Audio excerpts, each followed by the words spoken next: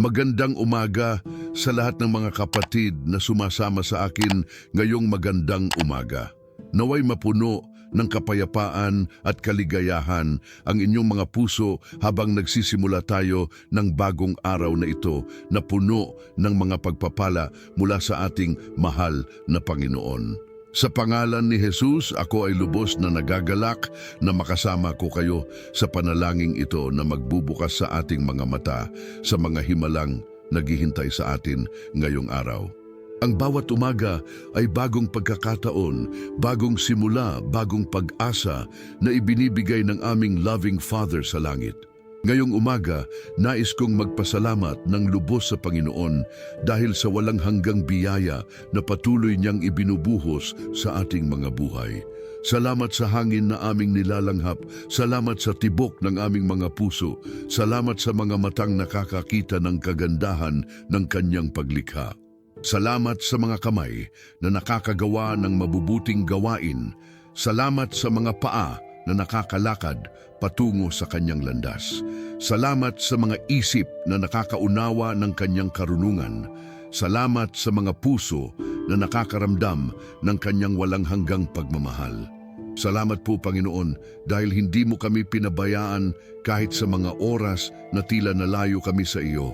Salamat dahil ang inyong awa ay umuulit-ulit bawat umaga at ang inyong tapat na pagmamahal ay hindi kailanman nauubos o napupunta. Ngayong araw na ito, nais nating pag-usapan ang tungkol sa simula, ang simula ng araw, ang simula ng mga bagong pagkakataon, ang simula ng mga milagro na maaring mangyari sa ating mga buhay. Ang tema natin ngayon ay tungkol sa pagbibigay ng prioridad sa Diyos sa simula pa lamang ng ating mga araw. Sapagkat kapag siya ang nauna sa ating mga isipan, sa aming mga puso, sa aming mga gawain, siguradong puno ng basbas at tagumpay ang buong araw na ito. Maraming tao ang nagsisimula ng kanilang araw nang hindi man lamang naalala ang Panginoon, ngunit tayo ngayon magkakasamang maghahanap ng presensya ng Diyos upang siya ang magiging gabay natin sa lahat ng aming gagawin. Sa Kawikaan 3:26, sinabi ng Panginoon, "Tumiwala ka sa Panginoon ng buong puso mo at huwag mong iasa sa inyong sariling pag-unawa. Kilalanin mo siya sa lahat ng inyong mga daan at siya ang papatuwirin sa inyong mga landas." Ang bersikulo na ito ay nagbibigay sa amin ng malinaw na direksyon tungkol sa kung paano dapat nating simulan ang bawat araw. Hindi dapat tayo umaasa sa aming sariling lakas o karunungan, kundi dapat nating isuko ang bawat hakbang sa kamay ng Panginoon. Kapag ginagawa natin ito, siya mismo ang magbibigay ng tamang direksyon sa aming mga buhay. Ang pagkilala sa Kanya sa lahat ng aming mga daan ay nangangahulugang sa bawat desisyon na aming gagawin, sa bawat salitang aming bigkasin, sa bawat gawa na aming isasagawa, ay dapat nating isaisip kung ano ang magiging reaksyon ng Panginoon dito. Kayong lahat na sumasama sa akin ngayon, nais kong himukin kayong buksan ang inyong mga puso at sumama sa akin sa panalangin ito. Hayaan ninyong pumasok ang Espiritu Santo sa inyong mga kaluluwa at gabayan kayo sa mas malalim na pakikipag-ugnayan sa ating Panginoon. Huwag kayong mag-atubiling maging vulnerable, maging totoo, maging tapat sa harapan ng Diyos dahil siya ay nakakakita ng lahat ng nasa aming mga puso at patuloy pa rin tayong minamahal ng walang kondisyon. Sumabay kayo sa akin sa panalangin ito at hayaang maging instrumento tayo ng kanyang kapayapaan at pagmamahal sa mundo. Ngayon, magkakasamang tayo ay lalapit sa trono ng biyaya ng aming Panginoon. Magkakasamang tayo ay magsisimula ng panalangin na magbubukas sa mga pintuan ng langit at magdadala ng mga himala sa aming mga buhay. Sumuklob kayo sa presensya ng Panginoon at hayaang madama ninyo ang init ng kanyang pagmamahal habang nagsisimula tayong manalangin. Panginoong Jesus, aming minamahal na tagapagligtas, kami po ay lumalapit sa inyong trono ng biyaya ngayong umaga na may pagkilala sa inyong kadakilaan at kabanalan. Kayo po ang siyang Diyos ng buong sansinukob, ang may-ari ng langit at lupa, ang siyang nagbigay sa amin ng buhay at hininga. Kayo po ang aming magtatag, ang aming manunubos, ang aming kasama sa bawat araw ng aming buhay dito sa lupa. Kami po ay nagdudulog sa inyo hindi dahil sa aming karapatan, kundi dahil sa walang hanggang awa at pagmamahal na patuloy ninyong ibinubuhos sa aming mga buhay kahit hindi namin ito nararapat. Salamat po, Panginoon, sa bagong araw na ito na inyong ibinigay sa amin. Salamat dahil nagising pa kami ngayong umaga at nabigyan pa namin ng pagkakataong makita ang kagandahan ng inyong paglikha. Salamat sa mga mata na nakakakita ng liwanag ng araw. Salamat sa mga tainga na nakakaring ng mga tunog ng kalikasan. Salamat sa mga kamay na nakakahawak at nakakatamasa ng init ng sikat ng araw. Salamat sa mga paa na nakatayo pa rin sa lupa na inyong nilikha para sa amin. Salamat sa isip na nakakaisip pa rin ng mga magagandang bagay. Salamat sa puso na kumakabog pa rin ng pag-ibig para sa inyo at sa aming mga kapamilya. Salamat dahil patuloy pa rin ninyong binibigyan kami ng lakas na harapin ang bawat hamon na dumadating sa aming landas. Kinakaakila namin ngayong umaga na kayo po ang siyang may kontrol sa lahat ng mga pangyayari sa aming mga buhay. Kayo po ang aming Ama sa langit na nakakakita ng kinabukasan namin, na nakakaalam ng mga plano ninyo para sa amin, na mga planong mabuti, mga planong magbibigay sa amin ng pag-asa at kinabukasan. Naririto po kami sa inyong harapan, handang makinig sa inyong tinig, handang sumunod sa inyong mga utos, handang maging mga instrumento ng inyong kalooban dito sa mundo. Hayaan ninyong madama namin ang inyong presensya sa pamamagitan ng inyong banal na espiritu na gumagabay sa amin sa lahat ng aming mga desisyon at mga gawain. Ngayon, nais naming pag-usapan ang tungkol sa pananampalataya, ang pagtitiwalang walang alinlangan sa mga pangako ng Diyos. Sa mundo na puno ng mga pagdududa at takot, napakahalaga na maging matatag ang aming pananalig sa Panginoon. Ang pananampalataya ay hindi lamang paniniwala sa mga bagay na hindi natin nakikita, kundi ito ay pamumuhay ayon sa mga katotohanan na nakatala sa banal na kasulatan. Ito ay paglalakad sa liwanag ng kanyang salita kahit ang mundo ay nababalot ng kadiliman. Nakasulat sa Hebreo 11:1, ang pananampalataya ay pagiging sigurado sa mga bagay na inaasahan at katunayan ng mga bagay na hindi nakikita. Ang bersikulo na ito ay nagpapaliwanag sa amin na ang pananampalataya ay higit pa sa simpleng paniniwala. Ito ay pagsisiguro sa mga pangako ng Diyos kahit hindi pa natin nakikita ang pagkakatupag ng mga ito. Ito ay paninindigan sa katotohanan ng kanyang salita kahit ang mga kalagayan sa paligid natin ay nagmumungkahi ng ibang bagay. Kapag mayroon tayong ganitong uri ng pananampalataya, nakakagawa tayo ng mga imposible sa pamamagitan ng kapangyarihan ng Panginoon na gumagawa sa amin. Aming Panginoon, kilala namin na minsan ay nahihirapan kami sa pagkakaroon ng sapat na pananampalataya. Maraming pagkakataon na nagiging mahina ang aming loob, lalo na kapag hinaharap namin ang mga malaking pagsubok sa buhay. Minsan ay nagkakaroon kami ng mga alinlangan, ng mga katanungang hindi namin makasagot. Minsan ay natatakot kami sa kinabukasan, natatakot kami na baka hindi ninyo kami pakinggan, natatakot kami na baka mapabayaan ninyo kami sa mga oras ng aming pangangailangan. Ngunit ngayong umaga, nais naming ialay sa inyo ang lahat ng aming mga pagdududa at mga takot.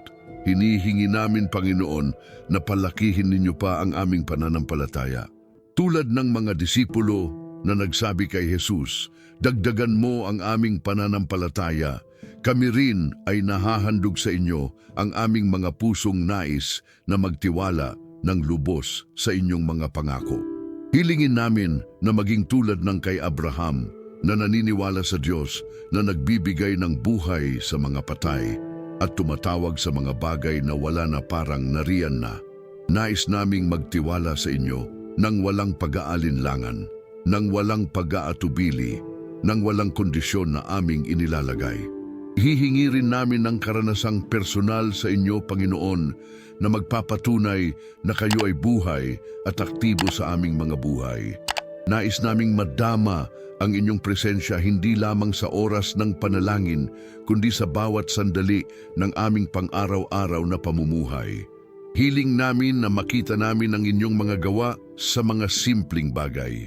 Sa pagdating ng tamang sagot sa aming mga problema, sa pagbubukas ng mga pintuan na noon ay nakarado, sa mga taong inihahanap ninyo sa aming landas upang makakuha kami ng payo at gabay.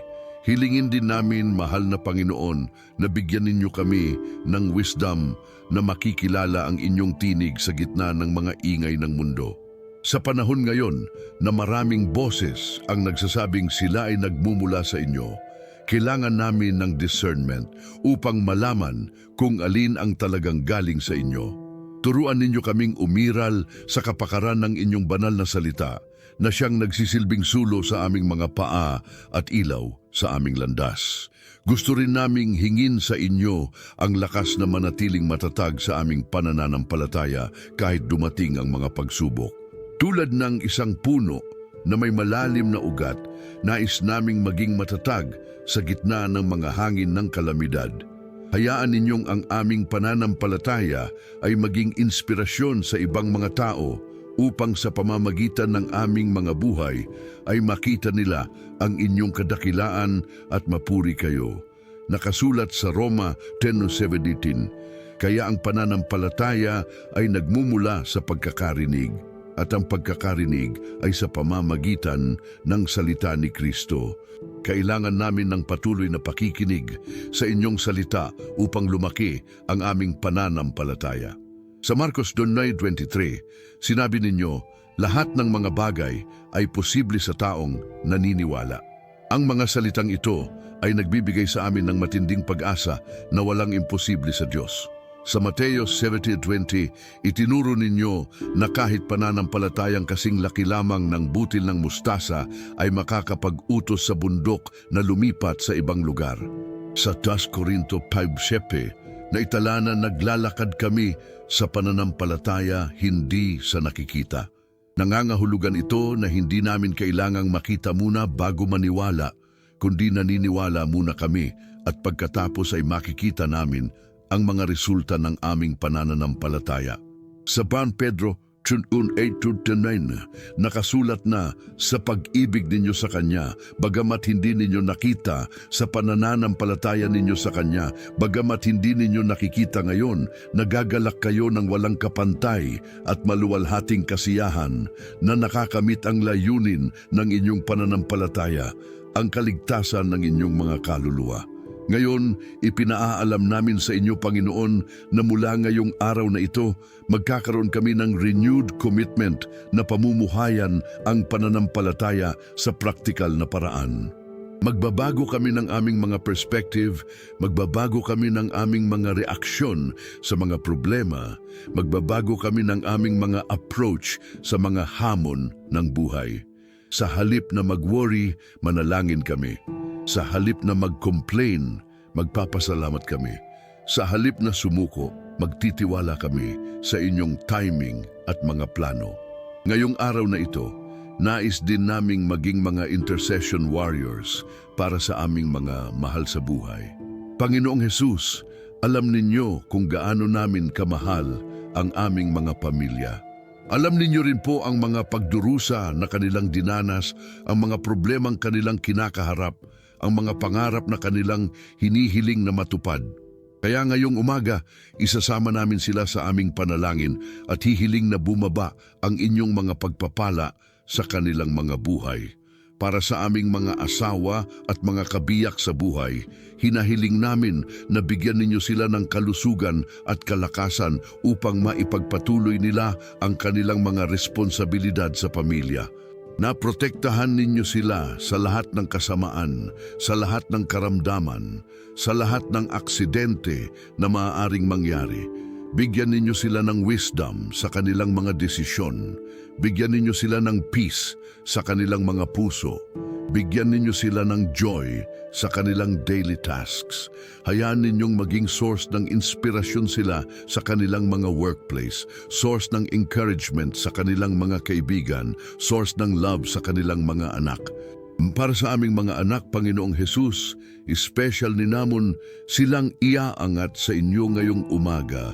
Protektahan ninyo sila sa school, protektahan ninyo sila sa mga kaibigan nilang masasama, protektahan ninyo sila sa mga temptations na nakakadala sa malayong landas. Bigyan ninyo sila ng understanding sa kanilang mga aralin, bigyan ninyo sila ng good friends na makakatulong sa kanilang spiritual growth, bigyan ninyo sila ng teachers na magiging positive influence sa kanilang mga buhay. Hayaan ninyong lumaki sila na may takot sa Panginoon, na may respeto sa mga nakatatanda, na may compassion sa mga kapwa nilang bata. Para sa aming mga magulang na may edad na, salamat po dahil binigay pa ninyo sa amin ang opportunity na makasamahan pa namin sila. Bigyan ninyo po sila ng good health sa kanilang katawan. Bigyan ninyo po sila ng peace sa kanilang mga isip. Bigyan ninyo po sila ng comfort sa mga oras na namamanglaw sila. Hayaan ninyong maging blessing pa sila sa amin sa pamamagitan ng kanilang mga prayers, sa pamamagitan ng kanilang mga advice, sa pamamagitan ng kanilang mga loving words na nagbibigay ng strength sa amin. Para sa mga miyembro ng aming pamilyang may mga sakit ngayon, Panginoong manggagamot, hinahagad namin ang inyong healing touch sa kanilang mga katawan. Touch ninyo ang kanilang mga organs na may problema. Touch ninyo ang kanilang mga cells na hindi normal. Touch ninyo ang kanilang mga systems na hindi gumagana ng maayos. Ibalik ninyo ang kanilang lakas. Ibalik ninyo ang kanilang energy. Ibalik ninyo ang kanilang joy sa pamumuhay. Bigyan ninyo rin ang kanilang mga doktor ng wisdom sa paggamot. Bigyan ninyo ang kanilang mga medicines ng effectiveness.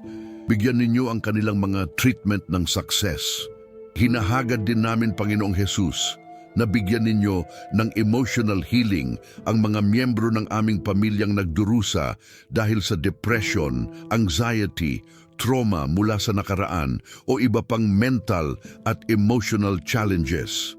Hayaan ninyong maranasan nila ang inyong peace na lampas sa lahat ng pag-unawa. Bigyan ninyo sila ng renewed hope. Bigyan ninyo sila ng new perspective sa buhay. Bigyan ninyo sila ng strength na lumaban sa kanilang mga personal battles. Ngayong umaga, nais din naming hilingin ang inyong divine liberation sa mga miyembro ng aming pamilyang nakakulong sa mga bisyo at masasamang gawi. Ang mga nalulong sa alak, sa droga, sa gambling, sa pornography, sa iba pang mga addiction na sumisira sa kanilang mga buhay at sa mga buhay ng kanilang mga mahal sa buhay. Panginoong Jesus, kayo ang nagbibigay ng tunay na kalayaan. Kayo ang nakakawasak ng mga chains na bumabalot sa mga tao. Hinahaling namin na pakawalan ninyo sila sa mga gapos na ito at bigyan sila ng total freedom sa pamamagitan ng kapangyarihan ng inyong dugo. Hilingin din namin na magkaroon ng divine intervention sa mga complicated na sitwasyon sa aming mga pamilya. Ang mga away na tumatagal ng mahabang panahon, ang mga misunderstanding na humahati sa mga magkakapatid, ang mga pride na humahadlang sa reconciliation, ang mga past hurts na hindi pa rin nahahil. Panginoong Diyos ng kapayapaan, makialam po kayo sa mga sitwasyong ito.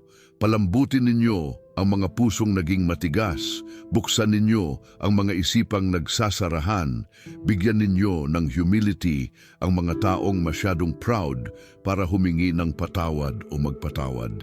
Para sa mga financial struggles ng aming mga pamilya, Panginoong nagbibigay ng lahat ng pangangailangan, hinahiling namin ang inyong supernatural provision. Sa mga negosyong hindi kumikita, bigyan ninyo ng tamang strategy at mga customers na magdadala ng profit. Sa mga taong walang trabaho, buksan ninyo ang mga pintuan ng opportunity na magdadala sa kanila sa tamang employment. Sa mga utang na nalulunod na sa interes, bigyan ninyo ng paraan na mabayaran nila ito ng hindi nagiging burden sa kanilang mga pamilya. Ang aming minamahal na Panginoon, Nais din naming iaangat sa inyo ang aming mga personal na mga healing para sa aming sariling kalusugan at well-being. Kami ay umaasa sa inyo bilang ang Great Physician na may kapangyarihang magpagaling ng lahat ng uri ng karamdaman. Kung mayroon man kaming mga sakit na hindi pa namin alam, detektahin ninyo at gamutin ninyo ito habang maaga pa. Kung mayroon kaming mga sintomas na nagsisimula pa lamang, pigilan ninyo na ito at hindi na hayaang lumala pa.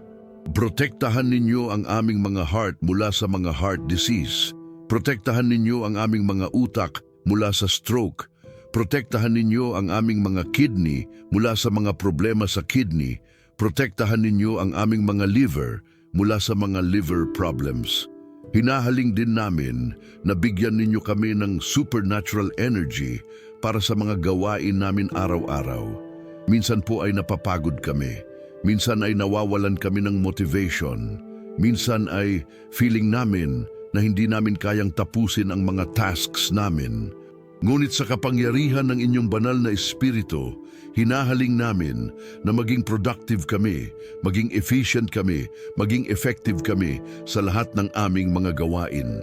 Panginoong naghahari sa buong mundo, ngayong umaga ay ihaharap din namin sa inyo ang aming mahal na bayan, ang Pilipinas.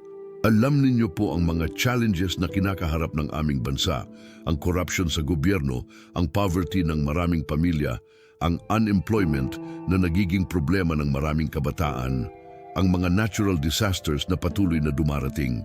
Hinahiling namin na magkaroon ng revival sa aming bansa, na magkaroon ng spiritual awakening sa mga leader namin, na magkaroon ng transformation sa mga sistema namin na matagal ng bulok at corrupt.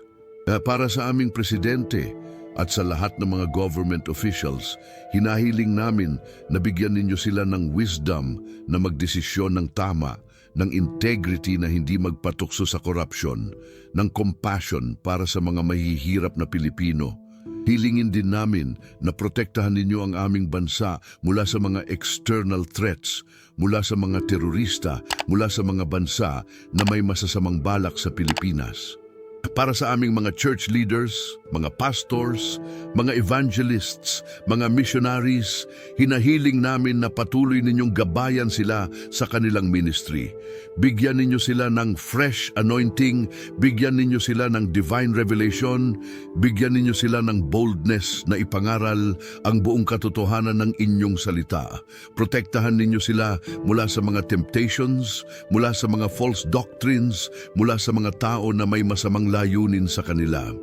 Para sa mga hindi pa nakakakilala sa inyo, Panginoong Hesus, hinahaling namin na magkaroon ng divine encounter sa kanila na magbubukas sa kanilang mga mata sa katotohanan ng inyong pagmamahal. Gamitin ninyo ang mga believers na nasa kanilang paligid upang maging witnesses ng inyong mga gawa. Bigyan ninyo ng courage ang mga Kristiyano na makipag-usap sa kanila tungkol sa salvation at eternal life. Para sa mga subscribers at viewers ng channel na ito, salamat po dahil ginagamit ninyo sila upang makarinig kami ng mga encouraging words at matuto ng mas malalim na spiritual truths. Hinahiling namin na patuloy ninyong gabayan sila sa kanilang spiritual journey, na patuloy ninyong palakasin ang kanilang relationship sa inyo, na patuloy ninyong gamitin sila upang maging blessing sa mga taong nakapaligid sa kanila. Sa practical na aspeto ng aming mga buhay, Panginoong nagbibigay ng lahat ng aming pangangailangan, hinahiling namin ngayong umaga ang inyong divine provision sa aming financial needs. Alam ninyo po ang mga bills na kailangan naming bayaran, ang mga groceries na kailangan naming bilhin, ang mga educational expenses ng aming mga anak, ang mga medical expenses na minsan ay biglang lumalapit, ang mga emergency situations na kailangan ng financial resources. Hinahaling namin, Panginoon, na magbukas kayo ng mga windows of heaven at magpaulan ng mga blessings na hindi namin makakaya. Tulad ng ginawa ninyo kay Abraham na naging father of many nations, gayon din sa aming mga buhay, gawing ninyo kaming mga channels ng blessings sa ibang mga tao. Bigyan ninyo kami ng mga business ideas na magiging successful. Bigyan ninyo kami ng mga investment opportunities na magbibigay ng good returns. Bigyan ninyo kami ng mga sideline na magdadagdag sa aming income. Para sa mga taong nangangailangan ng trabaho ngayon, hinahiling namin na magbukas kayo ng mga doors of opportunity na hindi man lang nila ini-expect. Dalhan ninyo sila sa mga companies na naghahanap ng mga taong may kanilang skills at qualifications. Bigyan ninyo sila ng favor sa mga interviews. Bigyan ninyo sila ng good first impressions sa mga potential employers. Bigyan ninyo sila ng wisdom sa pagsagot sa mga tanong. Para sa mga may existing na trabaho, hinahiling namin na protektahan ninyo ang kanilang mga positions, na bigyan ninyo sila ng job security, na bigyan ninyo sila ng opportunities para sa promotion at salary increase. Hayaan ninyong maging effective sila sa kanilang mga tasks. Hayaan ninyong maging appreciated sila ng kanilang mga boss at mga katrabaho. Hayaan ninyong maging instruments ng positivity sila sa kanilang workplace. Hinahagad din namin, Panginoong May-ari ng lahat ng ginto at pilak, na turuan ninyo kami ng financial wisdom. Turuan ninyo kami kung paano mag-budget ng maayos, kung paano mag-save para sa future, kung paano mag-invest ng hindi naging greedy, kung paano magbigay ng tithe at offerings na nakakatuwa sa inyo. Protektahan ninyo kami mula sa mga bad financial decisions, mula sa mga scams at fraudulent investments, mula sa mga gastos na hindi necessary. Ngayong umaga, nais din naming gumawa ng mga prophetic declarations based sa mga promises ninyo sa banal na kasulatan. Ang mga declaration na ito ay hindi lamang mga positive thinking, kundi mga spiritual truths na nakabase sa authority ng inyong salita. Dinideklarar namin ngayong araw na ito sa pangalan ni Jesus na ang araw na ito ay magiging araw ng victory sa aming mga buhay. Walang masamang mangyayari sa amin dahil kayo ang aming protector at defender. Walang sakit na mananatili sa aming mga katawan dahil kayo ang aming divine healer. Walang problema na hindi masosolusyonan dahil kayo ang God of solutions at breakthrough. Nakasulat sa Isaiah 54:17, walang weapons na nabuo laban sa iyo ang magtatagumpay, at bawat dila na tumayo laban sa iyo sa hatol ay inyong hatulan. Ito ang pamana ng mga lingkod ng Panginoon, at ang kanilang katuwiran ay mula sa akin, sabi ng Panginoon. No kaya dinedeklarar namin na lahat ng mga weapon na ginawa laban sa amin ay hindi magtatagumpay. Lahat ng mga negative words na binitawan tungkol sa amin ay babaliktad at magiging blessing sa halip na curse. Sa Deuteronomio 28:6, nakasulat na, pinagpapala ka sa inyong pagdating at pinagpapala ka sa inyong paglabas. Kaya dinedeklarar namin na blessed kami sa aming pagdating sa office, blessed kami sa aming paglabas mula sa bahay. Blessed kami sa aming pagdating sa business meetings. Blessed kami sa aming paglabas mula sa mga medical check-ups. Saan man kami pumunta, kasama namin ang presence ng Panginoon na nagdadala ng mga blessings. Nakasulat din sa Salmo 91:11-12, sapagkat utos niya sa kaniyang mga anghel tungkol sa iyo na bantayan ka sa lahat ng inyong mga daan. Aalagaan ka nila sa kanilang mga kamay, baka matisod ang inyong paa sa bato. Dinedeklarar namin na may mga angels na assigned sa bawat isa sa amin, na bantay sa amin sa lahat ng aming mga lakad, na proprotekta sa amin mula sa mga aksidente at mga panganib. Sa Filipos 4:19, nakasulat na, ang aking Diyos ay magbibigay ng lahat ng inyong pangangailangan ayon sa kaniyang yaman sa kaluwalhatian kay Kristo Jesus. Dinedeklarar namin na lahat ng aming financial needs ay natutugunan ng Diyos. Hindi kami maghihirap, hindi kami mauubusan, hindi kami magkakakulang dahil ang aming Diyos ay mayaman at generous. Nakasulat sa Roma 8:28. Alam namin na ang lahat ng mga bagay ay nagtutulungan para sa ikabubuti ng mga sumasamba sa Diyos, sa mga tinawag ayon sa kaniyang layunin. Dinedeklarar namin na kahit ano pang mangyari sa araw na ito, gagawing good ng Diyos. Kahit may mga challenges, gagamitin ng Diyos para sa aming spiritual growth at para sa Kanyang glory. Sa Jeremias 29:11, nakasulat na, "Sapagkat alam ko ang mga plano na ginagawa ko para sa inyo," sabi ng Panginoon, "mga planong para sa kapakanan at hindi para sa kasamaan, upang bigyan kayo ng hinaharap at ng pag-asa." Dinedeklarar namin na ang aming kinabukasan ay secure sa mga kamay ng Diyos. May mga magagandang plano siya para sa amin na magbibigay sa amin ng hope at good future.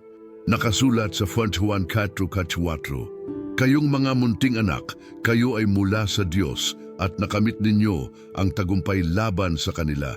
Sapagkat siyang nasa inyo ay dakilang-dakila kay sa siyang nasa mundo." Dinedeklarar namin na mas malakas ang power ng Diyos na nasa loob namin kaysa sa lahat ng mga powers ng kadiliman na nasa mundo. Sa 1 Corinto 2:14 nakasulat na, "Ngunit salamat sa Diyos na patuloy kaming nagwawagi kay Kristo at sa pamamagitan namin ay nagkakalat ang amoy ng kaalaman tungkol sa Kanya sa lahat ng dako." Dinedeklarar namin na victory kami sa lahat ng aming endeavors dahil kasama namin si Kristo na naging victory namin sa cross. Nakasulat sa Efeso 1:3, "Purihin ang Diyos at Ama ng aming Panginoong Hesukristo na nagpapala sa amin ng lahat ng spiritual na pagpapala sa mga lugar sa kalangitan kay Kristo." Dinedeklarar namin na blessed na kami ng lahat ng spiritual blessings. May access na kami sa lahat ng mga resources ng langit dahil tayo ay nasa Kristo. Dinedeklarar din namin na ang aming identity ay hindi nakabase sa mga achievements namin, sa mga possessions namin, sa mga opinions ng ibang tao tungkol sa amin, kundi nakabase sa kung sino kami kay Kristo. Kami ay mga anak ng Diyos, hindi dahil sa mga ginawa namin, kundi dahil sa ginawa ni Jesus sa cross. Kami ay chosen, kami ay beloved, kami ay accepted sa beloved. Kami ay royal priesthood, chosen generation, holy nation na binili ng dugo ni Jesus. Dinedeklarar namin na ang aming mga identities ay secure sa Diyos. Hindi kami kukuha ng validation mula sa mundo, kundi mula sa Diyos na lumalang sa amin, na tumubos sa amin, na gumagabay sa amin. Kami ay fearfully and wonderfully made. Kami ay masterpiece ng Diyos na ginawa para sa good works na inihanda na niya para sa amin. Sa pagtatapos ng panalangin ito, Panginoong Jesus, nais naming magpasalamat muli ng lubos sa lahat ng mga pagpapala na natanggap namin at matatanggap pa namin sa araw na ito. Salamat dahil hindi ninyo kami pinapabayaan. Salamat dahil patuloy ninyong ginagabayan ang aming mga hakbang. Salamat dahil patuloy ninyong pinoproektahan kami mula sa lahat ng uri ng kasamaan. Sa mga oras na darating sa araw na ito, hinahiling namin na patuloy kaming maging aware sa inyong presence. Huwag ninyong hayaang malimutan namin na kayo ay kasama namin sa lahat ng aming gagawin.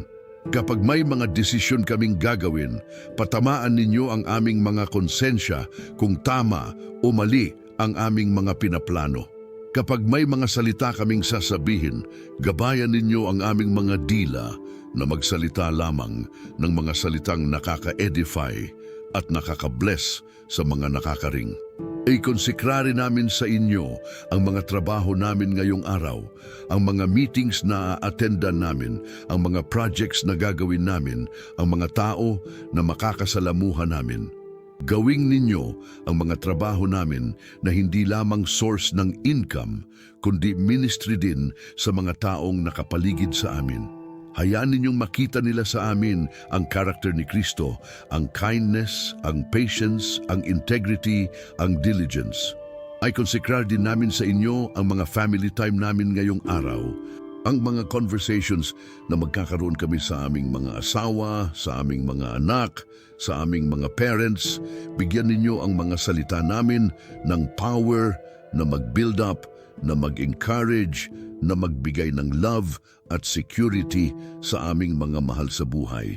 Hinahiling din namin na patuloy kaming maging sensitive sa mga opportunities na ibibigay ninyo para maging blessing sa ibang mga tao. Kung may makakasalubong kaming taong may problema, bigyan ninyo kami ng wisdom na makakasabi ng tamang salita. Kung may makakakita kaming taong may pangangailangan, bigyan ninyo kami ng generosity na makakatulong. Kung may makakarinig kaming tungkol sa inyo, bigyan ninyo kami ng boldness na makakapag-share ng testimonies tungkol sa aming experiences sa inyo. Ang commitment namin sa inyo, Panginoong Jesus, ay patuloy naming bibigyan ng priority ang relationship namin sa inyo bago lahat ng ibang mga bagay. Patuloy naming babasahin ang inyong salita, patuloy kaming manalangin, patuloy kaming mag-worship, patuloy kaming makikipag-fellowship sa ibang mga believers. Hindi namin hahayaang maging busy kami to the point na makalimutan namin kung sino ang source ng lahat ng aming mga blessings. Ang final na pagpapala na hinihingi namin para sa lahat ng mga nakikinig ngayong umaga ay ang peace ng Diyos na lampas sa lahat ng human understanding. Ang peace na magbabantay sa aming mga puso at isipan sa lahat ng mga situations na dadaan namin ngayong araw. Ang peace na magbibigay sa amin ng assurance na lahat ay magiging okay dahil ang Diyos ay in control ng lahat ng mga pangyayari. Mga kapatid na nakikinig ngayong umaga, sana ay naging blessing sa inyo ang panalangin ito. Sana ay naramdaman ninyo ang presence ng Panginoon habang sama-sama nating inalay sa Kanya ang aming mga puso at mga buhay. Hindi ko masasabi kung gaano ako na-bless na makasama ko kayo sa spiritual journey na ito. Hinihikayat ko kayong mag-share sa comment section kung ano ang mga specific prayers na gusto ninyong kasama sa susunod naming session. Gusto kong marinig kung ano ang mga areas ng inyong buhay na kailangan ng prayers. Kung ano ang mga testimonies ninyo tungkol sa mga answered prayers. Kung ano ang mga spiritual questions na meron kayo. Hindi ko rin makakalimutan na mag-remind sa inyo na mag-subscribe sa channel na ito para sa mas maraming encouraging content tulad nito. I-hit ninyo rin ang notification bell para updated kayo sa mga bagong videos. Ang goal namin dito ay maging consistent source ng spiritual nourishment para sa inyong everyday lives. Sa lahat ng mga nakikinig na first time, welcome sa aming spiritual family. Sana ay hindi ito ang huli ninyong beses na makikinig sa amin. May Panginoon na may special plan para sa bawat isa ninyo at isa sa mga paraan na ginagamit niya upang i-communicate ang kanyang love ay sa pamamagitan ng mga Bible-based contents tulad nito. Sa pagtatapos, naway mapuno ng joy ang inyong mga puso. Mapuno ng peace ang inyong mga isip, mapuno ng hope ang inyong mga spirits habang nagsisimula kayo ng araw na ito. Naway makita ninyo ang kamay ng Panginoon sa lahat ng mga pangyayari ngayong araw. Naway madama ninyo ang kanyang guidance sa lahat ng mga desisyon na gagawin ninyo. Naway ma-experience ninyo ang kanyang favor sa lahat ng mga endeavors ninyo. Hanggang sa muli nating pagkikita, naway patuloy kayong maging blessed, naway patuloy kayong maging blessing sa iba, at naway patuloy ninyong ginagawa ang kalooban ng aming Panginoong Hesukristo sa inyong mga buhay. Amen at Amen.